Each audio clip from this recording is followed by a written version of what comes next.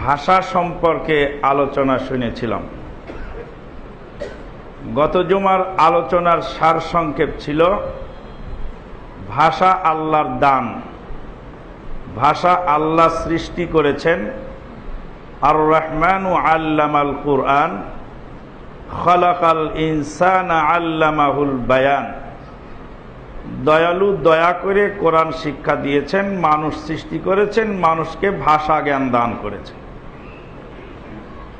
ভাষার বৈচিত্র্যতা, মানুষ বিভিন্ন ভাষায় কথা বলে, এটা আল্লাহ পাকের এক অনুপম নিদর্শন। অতএব কোনো ভাষাকে ঘৃণা করার সুযোগ নাই। পৌত্তলিকদের ভাষা বাংলা হওয়াতে মুসলিম রাষ্ট্রের রাষ্ট্রীয় ভাষা বাংলা হবে না মর্মে যে দাবি উত্থাপন করা হয়েছিল, সেই দাবির জবাবে চলন্ত বিশ্বকোষ 7 ভাষার পণ্ডিত ডক্টর মোহাম্মদ শহীদুল্লাহ রাহিমাহুল্লাহ তিনি দাঁত ভাঙা জবাব দিয়ে বলেছিলেন, আরবের পৌত্তলিকেরা আরবি ভাষায় পূজা করত, তাদের দেবদেবীর নাম আরবি ভাষাতেই ছিল, তারপরেও আল্লাহ পাক আরবি ভাষায় কোরআন নাজিল করেছেন।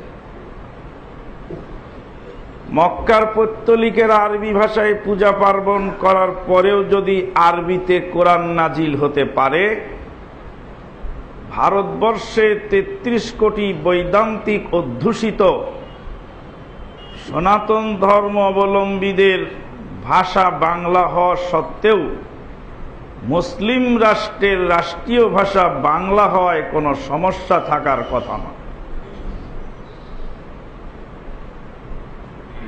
পৃথিবীর বুকে আল্লাহ পাক যত নবী এবং রাসূল পাঠিয়েছেন, প্রত্যেক নবী এবং রাসূলকে মাতৃভাষা দিয়ে পাঠানো হয়েছে। আল্লাহর নবী সাল্লাল্লাহু আলাইহি সাল্লামের আরবি ভাষার ফজিলত মর্মে যে হাদিস বলা হয়ে থাকে তা হলো জাল হাদিস। কারণ নবী মুহাম্মদুর রাসূলুল্লাহ সাল্লাল্লাহু আলাইহি সাল্লাম পৃথিবীর কোনো ভাষার পক্ষে কথা বলার জন্য দুনিয়াতে আসেন নাই। তিনি হলেন তামাম বিশ্বের কুল কায়নাতের জিন ও ইনসানের রহমত স্বরূপ দুনিয়াতে এসেছে। আল্লাহ পাক বলেছেন, ওমা আরসালনা মির রাসূলিন ইল্লা বিলিসানি কওমিহি। দুনিয়াতে যত নবী এবং রাসূল পাঠিয়েছি সবাইকে মাতৃভাষা দিয়ে পাঠানো হয়েছে। তাই মাতৃভাষায় জুমার খুতবা হবে, মানুষকে সুন্দরভাবে কোরআন ও হাদিসের নসিহত মুসল্লিদের সামনে তুলে ধরা হবে, এটাই খুতবার দাবি। নবী সাল্লাল্লাহু আলাইহি সাল্লাম আরবি ভাষায় খুতবা দিয়েছেন, মাতৃভাষায় খুতবা দিয়েছেন, আরবি ভাষায় নয়, মাতৃভাষায় খুতবা দিয়েছেন। অতএব খুতবা মাতৃভাষায় হবে, মানুষ যাতে বুঝতে পারে। নবী সাল্লাল্লাহু আলাইহি সাল্লাম খুতবা আরবি ছাড়া অন্য ভাষায় দেননি, ওয়াজ নসিহতও কিন্তু অন্য ভাষায় করেননি। ওয়াজ করা যদি জায়েজ হয় তাহলে খুতবা দেওয়া জায়েজ হবে না কেন? জুমার খুতবা হবে মানুষকে নসিহতমূলক। নবী সাল্লাল্লাহু আলাইহি সাল্লাম খুতবার মেম্বারে দাঁড়িয়ে ইয়াকরাউল কুরআন, কোরআন পড়তেন।